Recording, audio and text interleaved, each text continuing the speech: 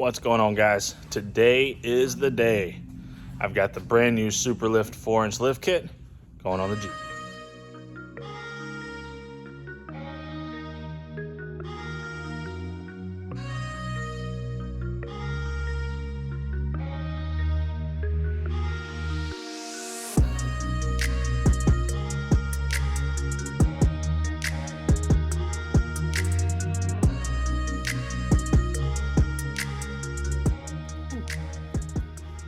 It's a little bit warm here in the shop, but at least it's quiet. I'm here all by myself today, so we'll see what we can get done. So I went ahead and pulled off the two tires in the front. You guys saw that. Now I'm gonna go over here, just kind of open up my boxes, make sure that I have everything here, and that will be step number one, is ensuring all of your parts have been delivered. Now, we did an unboxing, so I know everything is there, went through the parts list. If you guys didn't see the unboxing video, make sure you go back and watch that. However, for the install video, it's not necessarily meant to be an instructional video, but I am going to kind of talk you through the process as I'm installing the lift on my Jeep. So let's go ahead and get into it. We're going to start with the front axle first. So for the front axle, we're going to need our box of miscellaneous parts that came in. That includes the new adjustable front track bar. I also need the new front coil springs, lower control arms, and my front uppers. So after I disconnected the sway bar, I'm going to go ahead and remove the track bar bolt on both the top and the bottom. We're replacing that entire track bar. This Jeep is already lifted. If you are starting with a stock Jeep, your situation might be a little bit different, and don't compare the axles because they're not stock axles. So just keep that in mind. The steps though are going to be roughly the same.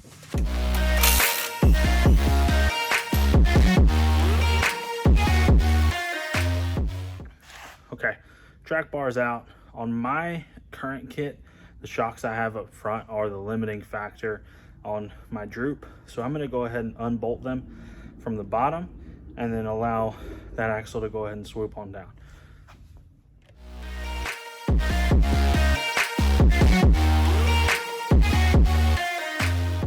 And now I should have enough room to pull the old springs out.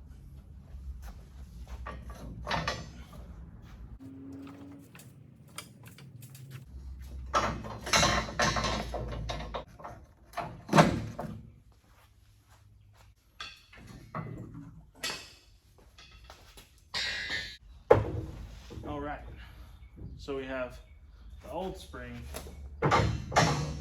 next to my new spring. Now, if you look at it, they're about the same exact height when they're fully extended. This spring is supposed to give me about another ½ inch of lift. So knowing that, I expect this one to be a little bit more stiffer on the spring side of things, which is exactly what I'm going for a little bit more of a sporty ride. So I went ahead and put in the springs. Now would have been the time that you would have wanted to install your additional bump stops if you were planning to do so. So my next step from here is going to be to raise the axle back up a little bit and then start to swap out the control arms. I'm going to do them one at a time, starting with the uppers, and then I'll do the lowers. We've got to set our measurements for the control arms, so we'll make sure we do that right now. And if you're anything like me, you realize every single time you get your rig up on a lift, you have forgotten something that you need inside. For me, that's something that I need is a tape measure. Now I get to climb up there and grab it.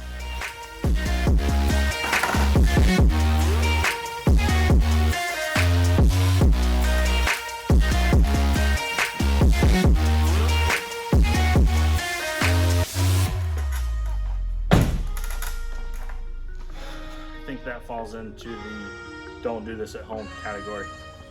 So yeah, don't. All right, so front upper control arms. The instructions say that I need to, I know, instructions, right? I did want to read the instructions for this to get their specs. So always read your instructions, boys. Measure eye to eye on the front upper control arm. It's going to be 18.5 inches. Yep, 18.5 inches. And so we're going to go ahead and set that now, and then we'll use the jam nut to tighten it down.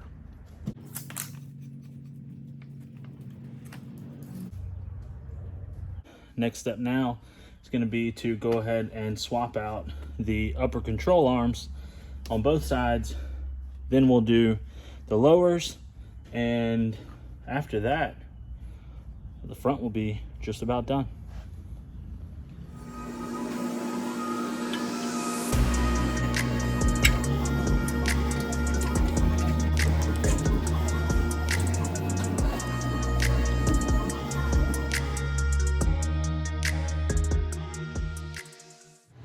So time for the lowers, and I couldn't find in the instructions where they said to measure this too. I'm just gonna go with the measurement of my old ones, and then we'll just start there, and if I need to make adjustments, I can.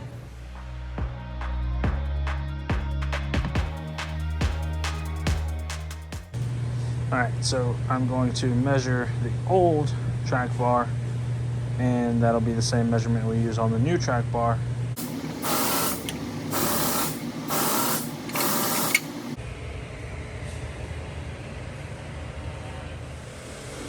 And of course, I can't forget to install the new shocks up front. Anybody can install a lift kit on a lift in a shop that's fully equipped. Not everybody has access to a lift in a shop that's fully equipped. So we're gonna finish this off in the driveway. Let me show you how that works.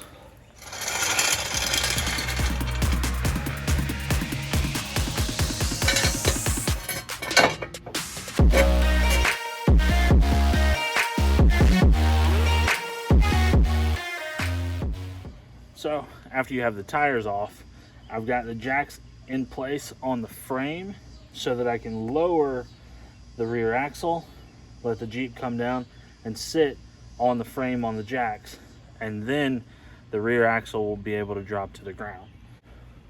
Now I'm going to keep my floor jack under that rear axle so that I have the ability to move it up and down, but I need it to go ahead and droop down so I can replace those springs.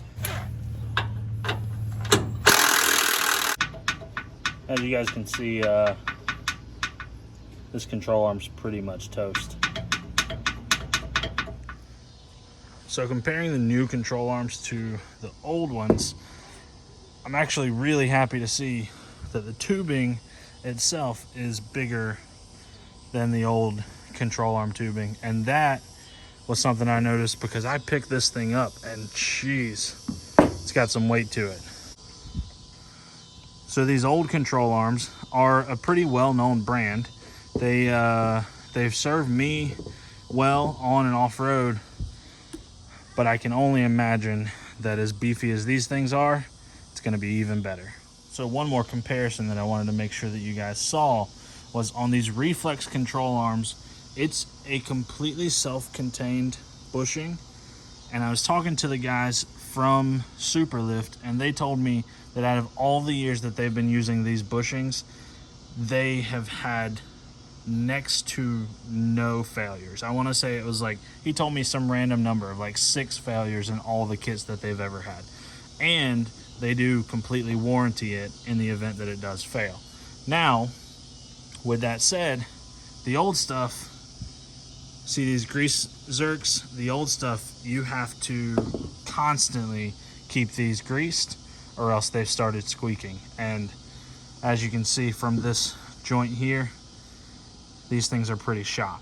So one more perk to these Superlift control arms is there's no maintenance on them. Basically just install it and forget it. So I'm losing daylight out here, but I did want to show you guys I got both upper control arms installed. Next up, we're gonna do the lower control arms on both sides. And Then once the control arms are done, I'll go ahead, drop the axle completely down and install the new coil springs and the new shock.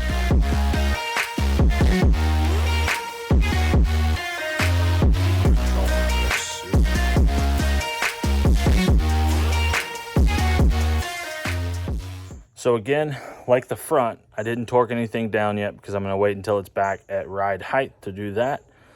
But next up, we've got the springs. All right, guys, so I've already unbolted my shocks from the bottom, and so they're loose on the axle. The only thing that is tight on the axle still is my track bar. So I'm going to go ahead and loosen one bolt on the track bar.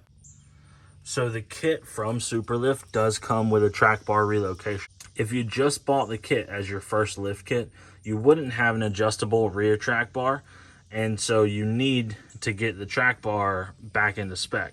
So that adjustment can come from the mount. However, on here, because we did the 14 bolt swap, I went ahead and added, as part of the 14 bolt swap, a raised track bar location. So this is going to give me the proper geometry that I need in the track bar. I did have an adjustable track bar as well, so between the two of them, getting the alignment right is already done. So it's already in line. All I'm going to do is loosen this up so that I can droop the axle down a little bit more, get these springs out of here, and then replace these shocks.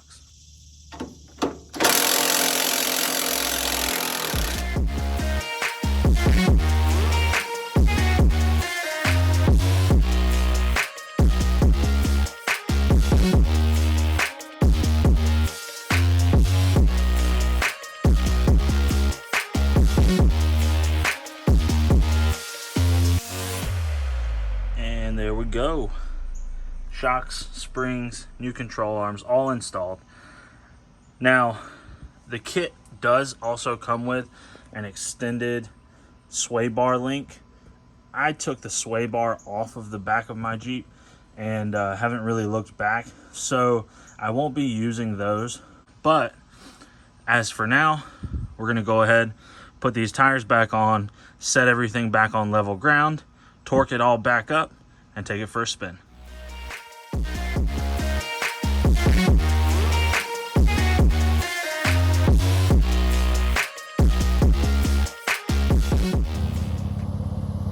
Not too shabby. I just took my first ride in the Jeep since we wrapped up the install, and I'm not gonna lie to you guys, it is night and day difference from what I had before. Now, of course, my old components were pretty worn out, but one thing that I was struggling with was the lack of weight in the rear of the Jeep was making it so that I was bouncing back and forth all over the road all the time. And this is a 4-door kit, but it is just so nicely put together that I don't have any of that anymore, which is just all that I could ask for. I really should have taken some before and after driving of this, because my driving comfort level is so much better than it was before. But nevertheless, I'm really looking forward to getting this thing off-road and testing it out and seeing what it has to offer.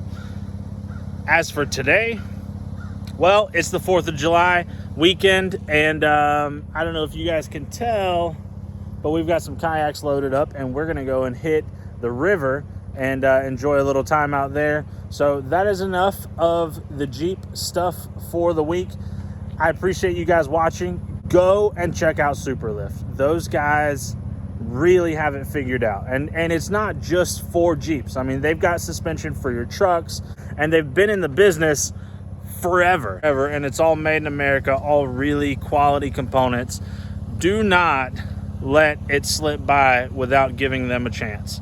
Superlift, thank you guys for sending this kit out for me to test. I'm really looking forward to really putting it to work, and you guys are going to be the first to know my thoughts on it. As of right now, I'm super pleased, and I really have some high hopes that this is going to be a great suspension system. So with that said, thank you guys for watching. I will see you guys in the next one.